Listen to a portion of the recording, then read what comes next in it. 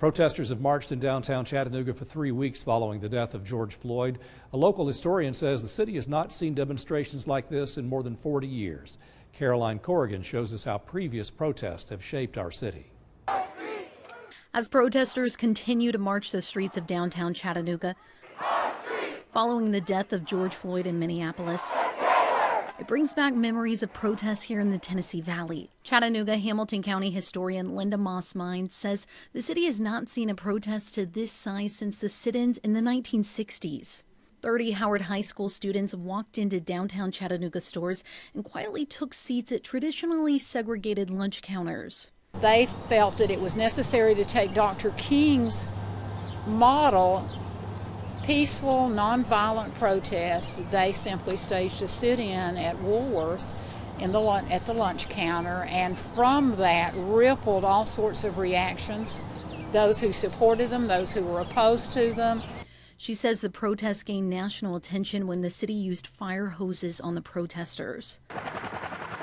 Following the sit-ins, Vietnam War protests were held in 1969. In 1979, the KKK held a rally at a home just outside of Chattanooga. Those who marched with the Klan were not, for the most part, I would say probably 90%, were not Chattanooga, Hamilton County people. They were outsiders who came in. In 1980, protests broke out after members of the KKK were acquitted of shooting 5 African-American women. Demonstrations were held in Alton Park for 4 days. In the late 80s, early 90s, people protested abortion in Chattanooga. Eventually, pro-life supporters bought the Chattanooga Women's Clinic, which was an abortion facility. By 2003, students at UTC walked out of class to protest the Iraq War. They held signs that said, "Drop Bush, not bombs." Counter-protesters called them un-American.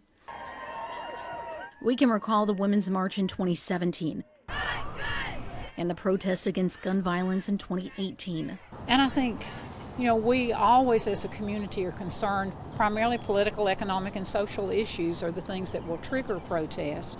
And we've seen all of those play in Chattanooga, but I can't think of a sustained protest like the one that we've had in the last 15 days. Reporting in Chattanooga, Corrigan, Channel 3 Eyewitness News.